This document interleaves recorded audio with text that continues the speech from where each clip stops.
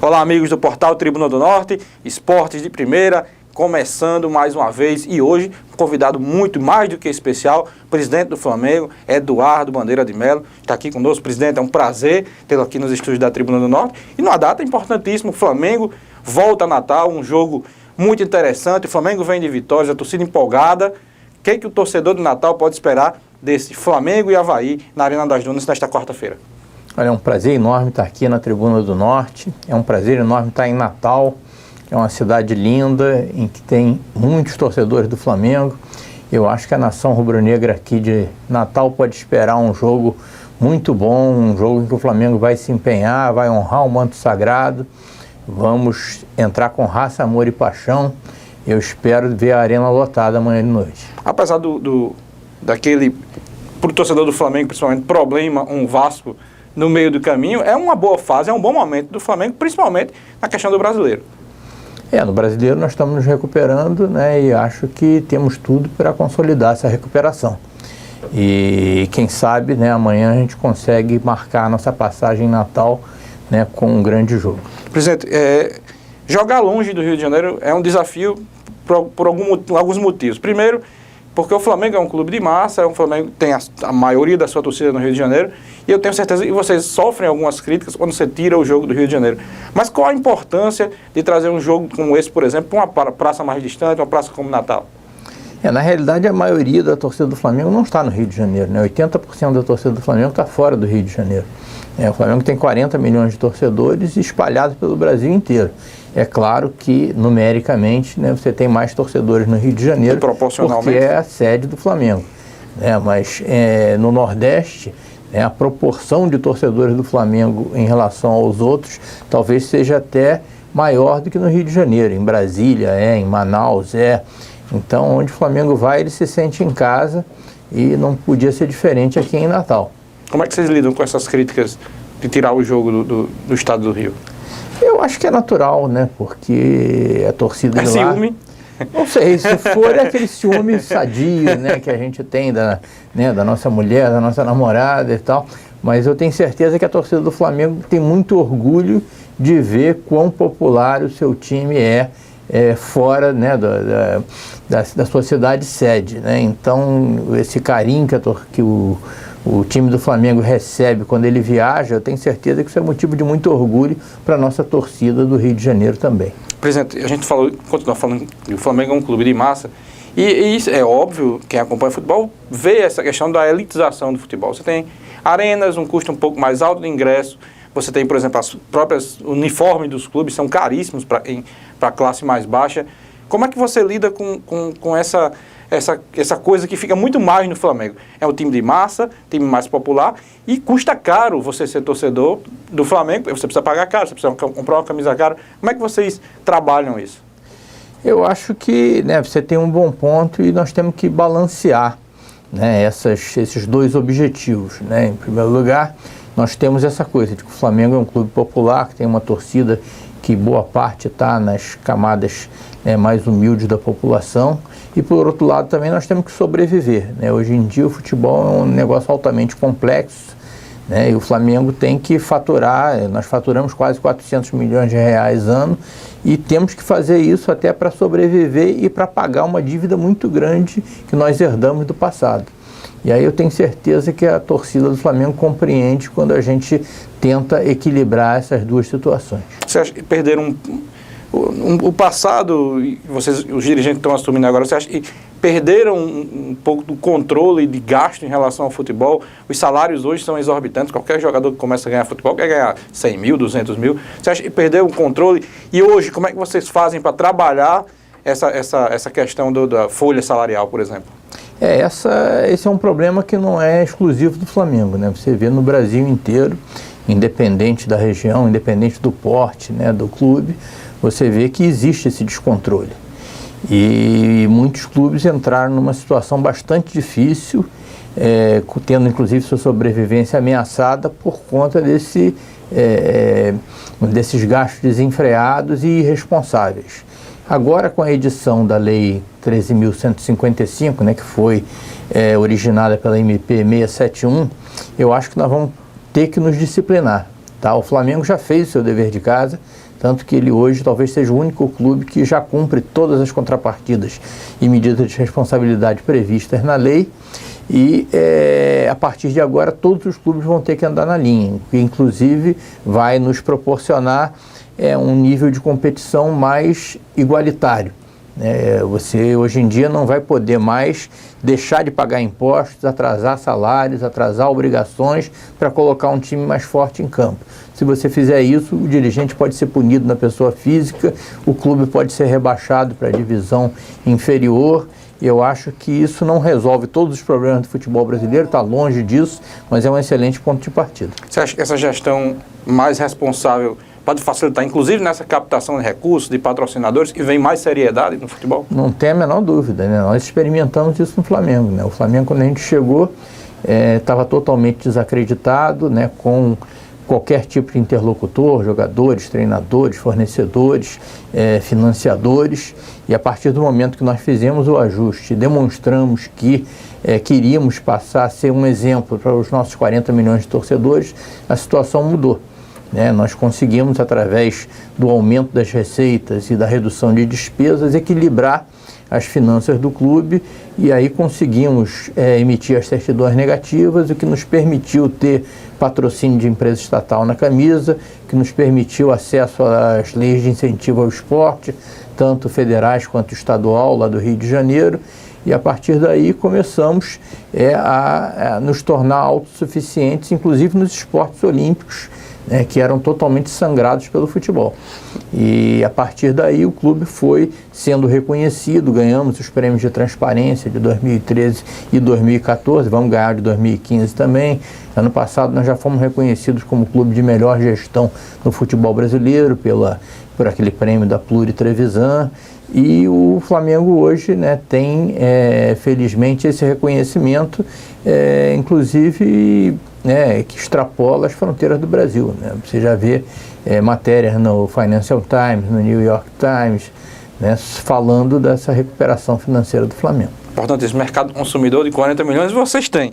Olha só, falar em mercado consumidor que vocês têm, muito se falou na questão do sócio-torcedor, que é a salvação do clube, a salvação dos clubes de futebol. Sócio-torcedor do Flamengo, como vocês trabalham isso, e realmente é a salvação para o clube de futebol, o sócio-torcedor? Eu acredito que seja talvez a nossa fonte de recursos que tem o maior potencial. É através do programa de sócio-torcedor que o Flamengo vai conseguir dar o grande salto, a grande mudança de patamar na sua história. Hoje o programa de sócio-torcedor do Flamengo, que não existia quando nós chegamos lá, ele já é a nossa terceira principal fonte de receita, só perde para a TV Globo e para a Adidas, e assim mesmo perde da Adidas por pouco, gera cerca de 30 milhões de reais líquidos para o Flamengo por ano, e nós estamos ainda longe do ponto em que nós podemos chegar. Então, o Flamengo hoje já está chegando aos seus 70 mil sócios torcedores, só que nós temos 40 milhões de torcedores. Ou seja, se a gente tivesse a taxa de conversão que o Internacional de Porto Alegre tem, por exemplo, que converte 2,2% dos seus torcedores para o programa, o Flamengo teria 880 mil sócios torcedores e seria uma potência. Se for fazer a taxa de conversão do Benfica, então, que é 4%, a gente teria 1.600.000 sócios torcedores, e aí o céu é o limite. Você falou da questão da arrecadação que vem da televisão. Essa dependência da televisão é ruim ou é boa para o futebol? É ruim ou é boa para o Flamengo? Olha, ela é cada vez menor para o Flamengo, Quando a gente assumiu, a televisão representava 50% ou mais, talvez, das nossas receitas. Fora os adiantamentos que se recebiam, Antes, o pessoal pedia antes, recebia, a dependência aumentava mais ainda. Isso, todo mundo faz isso, não só com relação à expressão daquela parcela em relação às receitas total do clube, como também pela dependência que você ficava sempre de fazer adiantamentos. Mas na realidade, a partir do momento que você começa a gerar receitas de patrocínio, receitas de licenciamento de produtos, receitas do programa sócio-torcedor, e incrementa também a bilheteria, a televisão perde, vamos dizer, a importância relativa. Continua sendo uma fonte extremamente importante, porque afinal de contas a televisão é bilheteria remota, Quem não pode ir ao jogo, você está aqui em Natal, o Flamengo está jogando no Maracanã, você vê pela televisão né? E porque a audiência do Flamengo é muito maior, exatamente Acaba por isso passando a mais gente jogos. tem que ganhar um pouco mais também. Verdade. Presidente, outra coisa que é importantíssima no futebol, além de tudo, a gente falou de receita, é a questão das categorias de base. Né? O Flamengo é impressionante, revela jogadores, mas acaba, às vezes, esses jogadores ficando pelo caminho.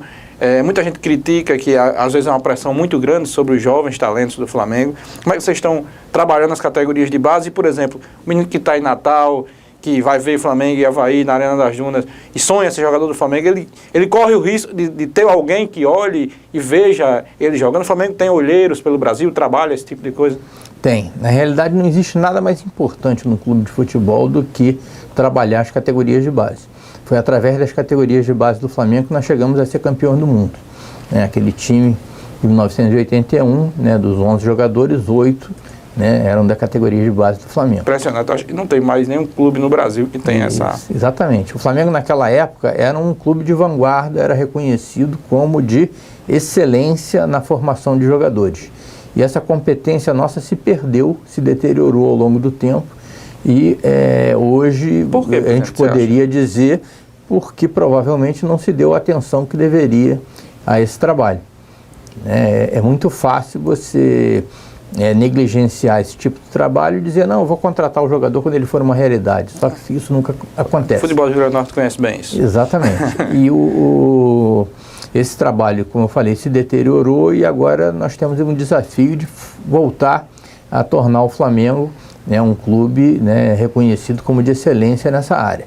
E esse trabalho já começou, não é um trabalho de curto prazo, você não investe agora para colher daqui a 1 ano, 2 anos, mas a torcida do Flamengo pode ter certeza que esse trabalho já começou e está sendo levado com muita seriedade. Daqui a alguns anos vocês vão voltar a ver que craque o Flamengo faz em casa. Presidente, é reconhecido, é fato, só para a gente concluir, que sua gestão é gestão de vanguarda, você falou dos prêmios, é reconhecido ter tirado o Flamengo de uma situação complicada, está tirando ainda porque não é fácil, mas o senhor sabe que se os títulos não vierem em campo, essa gestão ela se segura, ela se mantém, o torcedor consegue entender que é importante fazer o dever de casa para depois, num futuro, você começar a beliscar os títulos, ou a tentação pelo título pode fazer você dar uma titubeada nesse tipo de gestão?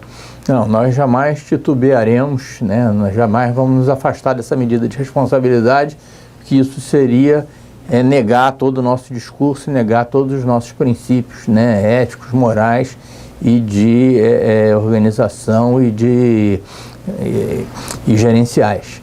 O que acontece é que todo mundo quer ganhar, todo mundo quer ganhar títulos, e eu não sou diferente porque eu sou torcedor. Claro. Eu cheguei a presidente do Flamengo há 2 anos e pouco atrás, vindo da arquibancada. Então eu entendo perfeitamente isso. E agora eu tenho certeza também que a torcida entende que o único caminho para se chegar a uma situação boa do ponto de vista esportivo, sustentável e de longo prazo, é fazendo o dever de casa que tem que ser feito. Tá? Então é impressionante como o torcedor do Flamengo entende e apoia esse tipo de coisa. Muitas vezes o Flamengo está numa situação desagradável aí, passando dificuldades lá em 13º, 14º no campeonato, e tem pessoas que chegam para mim e me dão parabéns, e dizem, não, o caminho é esse, presidente, está certo e tal. É claro que na hora que o time perde, todo mundo perde a paciência, inclusive eu, tá? Mas no longo prazo, eu acho que o único caminho possível é esse, e não tem mágica, tá? Para essa coisa, que fizemos uma mágica nas finanças do Flamengo, isso aí é balela, isso é um trabalho que você consegue com determinação, com vontade política e com muita disciplina. É o que a gente faz nas nossas casas. A gente não pode gastar mais do que a gente ganha. Futebol é a mesma coisa.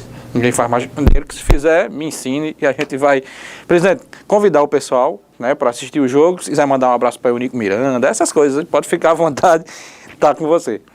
Bom, queria mandar um abraço e minhas saudações rubro-negras para a grande torcida do Flamengo aqui em Natal, no Nordeste. Tenho certeza que a Tribuna do Norte chega aí no Nordeste inteiro.